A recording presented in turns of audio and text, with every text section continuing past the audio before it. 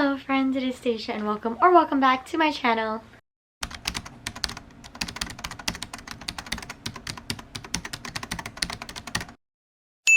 So today is a pretty simple video.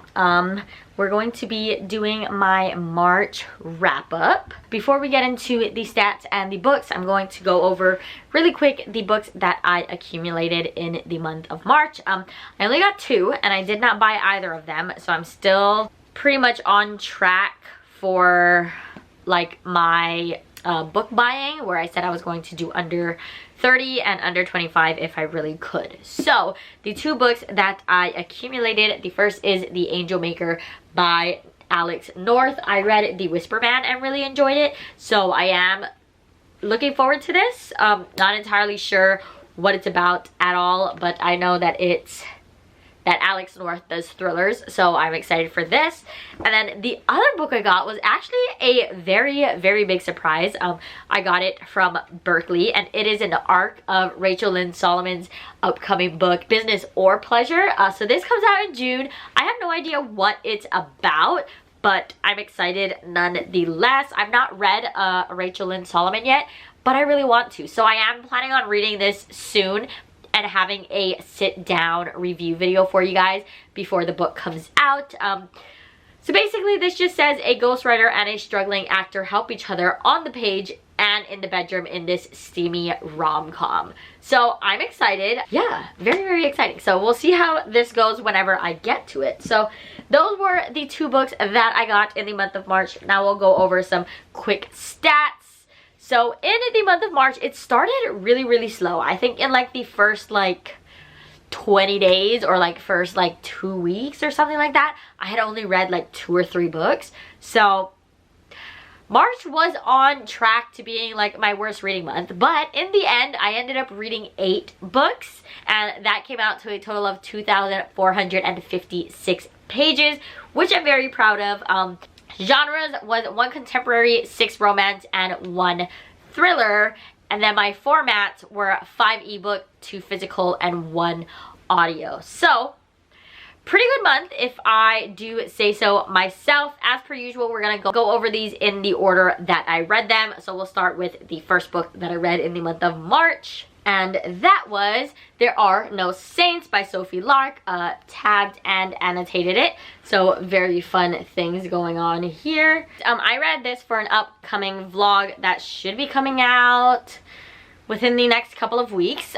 So I gave this book 4 stars. This basically follows Cole and Mara. Cole is a very big popular artist and Mara is a starving artist.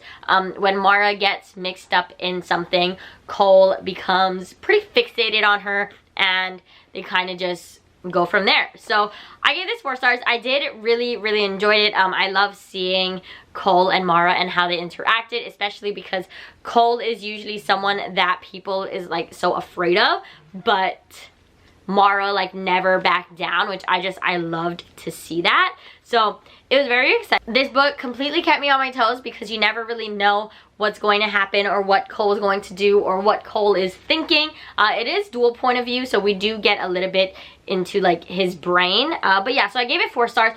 Overall, I enjoyed it. Absolutely love it. It didn't blow me out of the water completely, but I did really enjoy it. I loved the story of Cole and Mara, their interactions, like I said. The overall romance was interesting to follow, but there is a sequel, so I am looking forward to hopefully picking up the sequel at some point, because I do want to see how Cole and Mara's story continues and ends up finishing. But because there is a sequel, I feel like in the end we kind of got more questions than answers, so that's probably why I gave it a 4 star instead of a 5 star. The next book I read was Autumn Night by Willow Astor. Small town single dad sports romance. So I ended up giving this 4 stars. This book follows Zach and Autumn. Autumn is in town in like California or something for a little bit for her sister's wedding. While she's there, she bumps into Zach. She doesn't know who Zach is. Zach is like all-star in the NFL, like everyone loves him, but she, like I said, doesn't know who she is because he doesn't really keep up with football. So she doesn't know who this man is. She just knows that he's pretty attractive. So they kind of start to hit it off, but Autumn then overhears a phone call that Zach is having, and she kind of misinterprets that. So she says, you know what, I'm not gonna get involved with this guy, like, it's totally fine, I'm fine, we're fine. So she ends up just kind of cutting it there. But Zach doesn't give up. Autumn is an interior designer in her hometown of wherever, like a completely different state across the country. But he hires Autumn to come and help him to kind of design and like fix up his house. So he ends up hiring her. She ends up moving back to California to help him, and it was just overall a very fun time. So I gave this book 4 stars. I really loved Zach and Autumn. Like I said, Zach is a single dad, so he does have a daughter who is deaf. So it was very interesting to see how Autumn like interacted with Ivy, his daughter, and just seeing like their opposite personalities, but their overall like drive and willingness to be there for each other and understand each other better. It was very nice.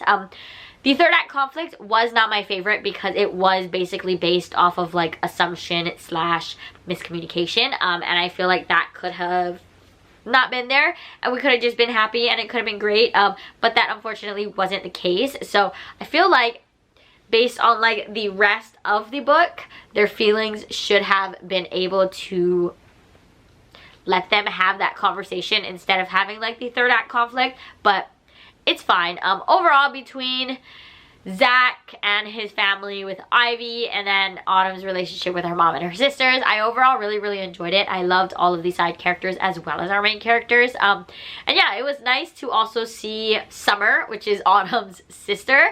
I like to see her cameo in the beginning for her wedding, because I did read her sister's book before this. So overall, 4 stars, did enjoy. The next book I won't go super into depth on because I do have an entire reading vlog on it, but that is Icebreaker by Hannah Grace. Ended up giving this book 4 stars. This book basically follows Anastasia and Nate. Nate is a hockey player, Anastasia is a figure skater. They go to the same school, but they never really cross paths because although they're both ice sports, they have separate rinks. Well, that doesn't last very long because something happens to the hockey rink and now Nate and Anastasia are forced to share. So Nate is determined to get on Anastasia's good side, although their beginning is a bit rocky and she kind of is not into him at all. So throughout the story, we kind of just follow Nate being very stubborn and wanting Anastasia to like him and seeing how they figure out like ice time and all of that fun stuff. So this was tabbed and annotated.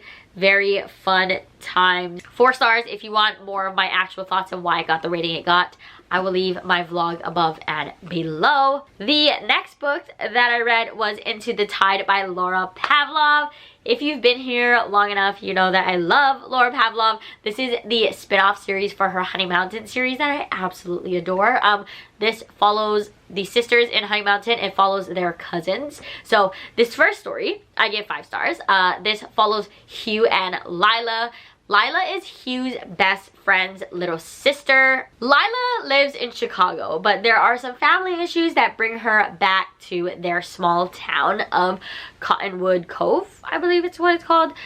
So Lila is originally staying with their father, who has some addiction issues, so she's there to try to help him with that. But her brother does not want her staying in the house with their father. So she ends up moving in to Hugh's guest house. So they're kind of like roomies. And yeah, so it kind of just kicks off from there. Lila comes back into town with a motive. She has a list of things she wants to accomplish, from something like skinny dipping all the way up to losing her V card. So I loved Lila because although she is a virgin heroine, she didn't act naive in that sort of way. She knew what she wanted and she expressed it in a great way. So that was very nice. Overall, I really liked Lila and Hugh. Like, they were just such a great match. Hugh is very protective, a little bit broody, but overall he's very fun, very, like I said, protective of Lila and doesn't want to give into these feelings and these urges because that is his best friend's little sister. 5 stars, loved. Hugh has 4 siblings, which is what the other books will follow, is all of his siblings, and their group chat is just absolutely hilarious. I love the Reynolds siblings, so funny. But you know, Laura Pavlov is never really stingy with the spice, so we do get a lot of that as well. I just loved Lila and Hugh's overall connection. Like, you could feel it on the pages. Like, you could just feel it. You loved it. You were rooting for them the entire time. It was just overall a very entertaining, spicy, swoony book that I highly recommend. Literally just loved it. So good. Next, I also read this book for a vlog that is coming out with this book, and that is You Made a Fool of Death with Your Beauty. I gave this book 3 stars. This basically follows Faye as she kind of learns to live again. A few years ago, she lost her husband in an accident, so she's kind of just been going with the motions since then. So this book is following Faye as she decides to start to live again and kind of go from there. So like I said, I gave this book 3 stars. Wasn't my favorite. I mainly wish that we got more time with the love interest and seeing how that played out.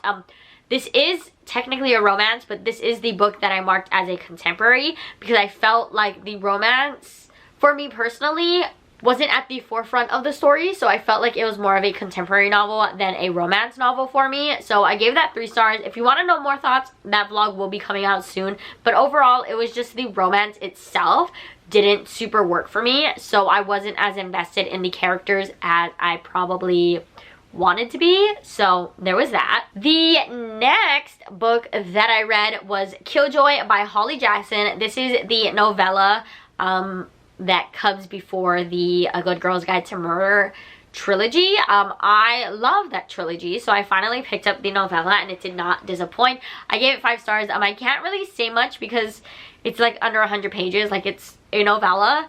This basically follows Pip before the trilogy, and she basically is just at a murder mystery birthday party, and it's just a fun time, and I loved it. But like I said, it's a novella, so I won't say too much, but I loved it. I gave it 5 stars.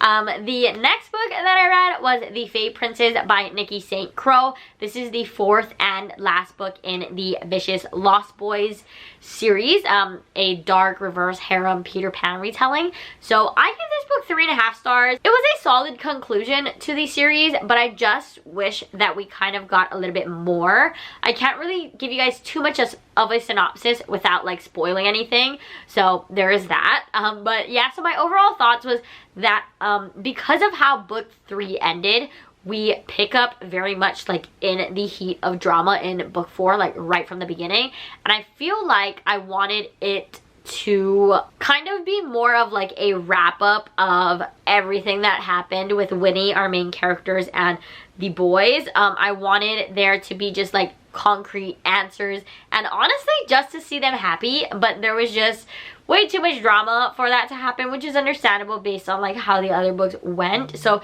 this is probably my least favorite of the series, but like I said, it was a solid ending, just not necessarily the ending that I wanted.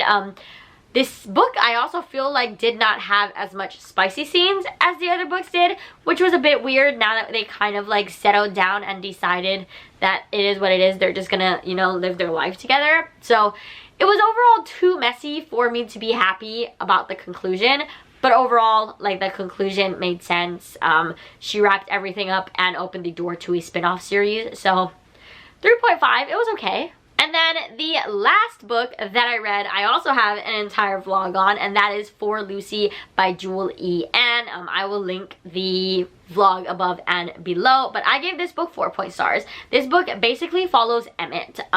So 12 or some odd years ago, he and Tatum got a divorce. So that divorce happened because of some tragedy that they had endured. So this book basically follows Emmett as it is so many years later. He's just trying to live his life, visit his daughter Lucy that he has with Tatum, And yeah, but like I said, it is a second chance romance. Basically, this follows Emmett and Tatum as they sort of learn to unpack and revisit what happened so many years ago. Gave it 4.5 stars, mainly because of Tatum. I really loved Emmett, but I felt like Tatum was a little bit immature for her age. I feel like there could have been like better conversations to be had. They could have been, you know, just a little bit more open, especially given their past together. But overall, I really loved it. It is a dual timeline, so we do see Emmett and Tatum